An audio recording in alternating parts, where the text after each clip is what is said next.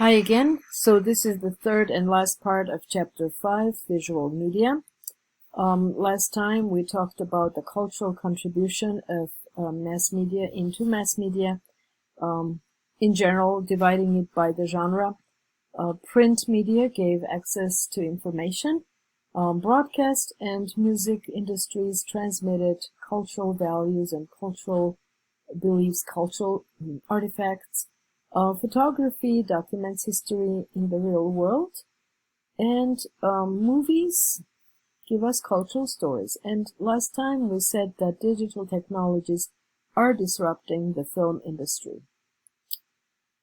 So, before, movie content was completely controlled by the industry, and it cost a lot of money to make a movie. Viewing options were controlled by the movie theater system. Today, movie rentals and streaming services have disrupting that system, and there is also a time shift. So not only you can watch the movie anytime you want, but you can also watch it at different in different forms at different places on different platforms. People can choose when to watch a movie. So home recording systems created a while ago, like TiVo, DVD rentals and purchases in the past. Then we came up with streaming services, then smart TV apps and services, social media platforms, now YouTube, that has a lot of full-length films. And finally, internet, torrent downloads, torrent streaming. You can watch a large amount of films containing large amounts of data, which in the past was unthinkable. The shift of place is from movie theaters to your homes, and now we have home theaters. At any place you can have a laptop, computer, smartphone, and tablet, and a lot of people who have good vision and large phones, they can watch movies on their phones. If you have traveled recently, you will see that on board a plane, your phone becomes the device on which you watch the movie. So the movie industry today has the Hollywood model, a very well-established form of business practices, put together. And in that industry, in the Hollywood model, you would think of a way of getting a job in the industry in a certain way. But digital technology also changed the jobs, not just the cultural form, the usage on the user side, but also on the job side. So you, as future creators of media content, would really be dealing with a different workplace. So providing affordable access to movie-making equipment and distribution platforms, etc., technologies have changed the job market for you and for future generations. So the film industry's response to the digital revolution was to embrace convergence. They quickly found a way of monetizing that transition. And so, for example, if you made a movie, then create a spin-off TV series based on the movie, then release a graphic novel, then create another movie, then create a streaming series. Everything that Marvel is doing gets the viewers invested in a franchise, so people get used to it, and it creates a host of experiences versus a single trip to the theater while making a lot of money. So television is another form of visual media, but it's different from film because it can incorporate a lot of things. It can incorporate news, documentaries, weather, etc., and film, and cartoons, advertising. People love TV because it brought the visual mass media messages into your home. Instead of going to the theater, you could watch TV at home and be entertained and informed and advertised too, persuaded. So it became a primary source for information, news, and entertainment because of the pictures. You could see everything in pictures, and of course the cable news channels, CNN, and other large networks, TV networks, capitalized on their ability to send a camera crew wherever news was happening. And that way they competed against the other media that were slower, such as print, and that lacked the picture. A quick medium, such as radio, did not carry pictures to compete with television. So it really did replace radio as the main source of information in the broadcast sphere. TV history is a very long one, from 1878, the first functioning TV device, then the first electronic wireless transmission of an image in 1927, so you could have a show transmitted, broadcast.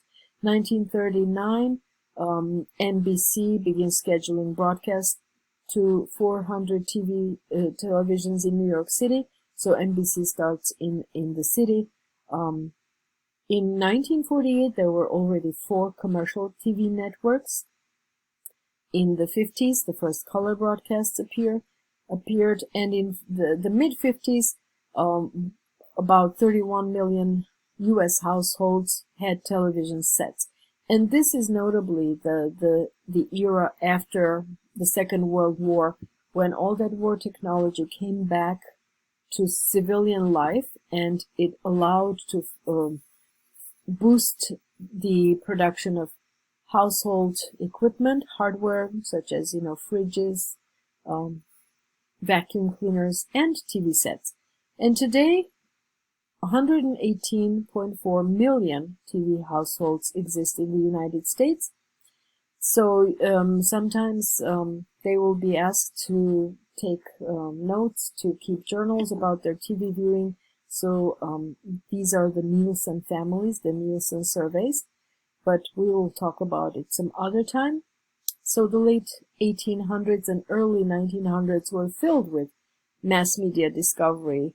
That was the media revolution era, in an age where electricity was barely a new thing. So the 1950s, we consider them the golden age of television because TV boomed. First successful TV series appeared in this era. So a lot of audience members transitioned from radio to TV shows. TV starts employing the episodic narrative and visual formats, family dramas, crime shows, sitcoms, soap operas, variety shows, and westerns. The content keeps expanding, so cable news 24/7, sports coverage, user-generated content such as America's Funniest Videos. That was the first ever user-generated content that we saw on actual broadcast television. Then we had reality TV, and of course the premium TV shows, the long series such as Sopranos, Breaking Bad, where television takes a cinematic approach, serial storytelling techniques, and captivates audiences in an art form. So the 2000s were the second golden age of television, because then we had a lot of new television, new series, The Wire, Sopranos, Dexter, Breaking Bad, Stranger Things, Game of Thrones, and to that I might add a lot of new ones. So these shows like Ozark, right? Ozark, high tension, good acting, well-known actors. Like, who doesn't admire Bryan Cranston? We first met him in Malcolm in the Middle, but from the funny, goofy father, he turned into this bad person in Breaking Bad.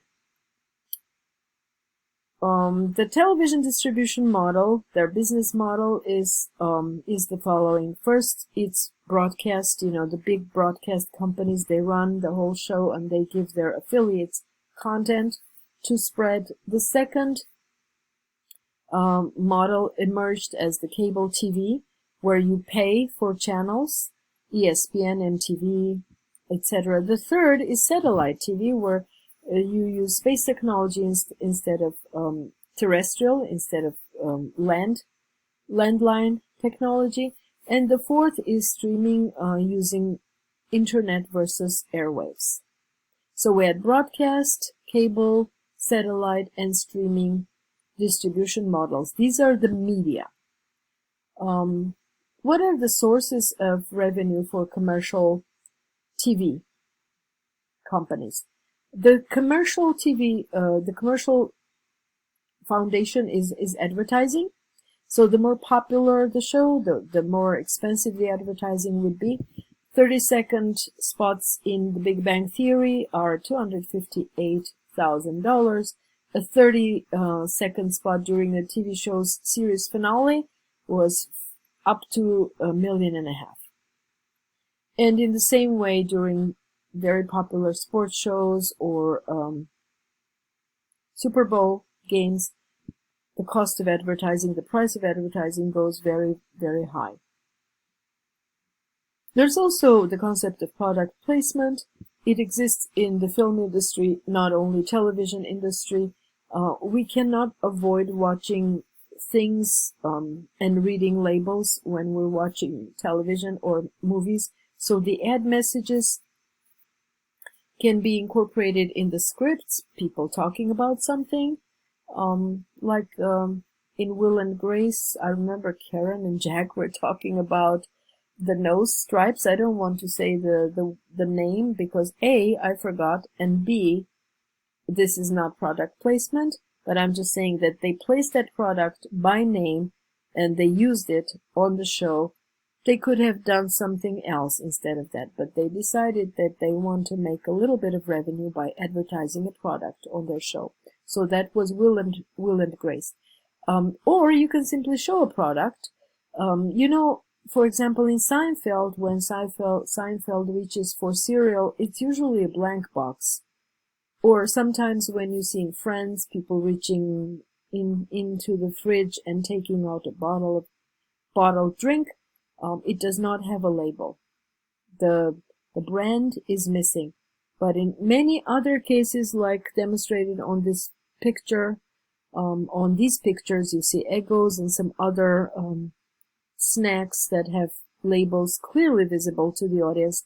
That is product placement for which the company is paying the showmaker, the TV company, to run the ad or to place it inside a show. So the US switched to digital signals in 2009 entirely. It gives us more bandwidth, and we have new types of programming thanks to that. Network television has been hit very hard by streaming, and now they're exploring their own streaming services to compensate for that. Now we have Netflix that has turned into a production company. We have Amazon Studios. So the forms of companies are merging and evolving. One thing becomes another. Remember, Netflix went from a company that would send you DVDs of movies. Now Netflix makes movies and you can stream it. So to summarize, photography, film, and television, all three of them have a long and fascinating history. They advance they're based on advances in technology and spurred by consumer demand. They are powerful forms of entertainment and very popular forms of entertainment. They're expected to be instantaneous, to provide the information or the content quickly, so they're on demand. They're valued for their ability to capture reality visually. So the essence of visual media is to capture the world for our eyes to see and document our cultural and personal values and beliefs. So for people who are differently abled in terms of accessing visual information, there are other ways of making that content accessible. And in that sense, having the audio component, adding the audio component to film and television made it more versatile and more equalizing. So I think they're more accessible to a larger audience because they have audio. So we have the subtitles for people who are whose hearing is compromised, who cannot hear very well, and we have the audio for people who cannot see the visuals very well. But all these forms of media are based on the visual element. Thank you.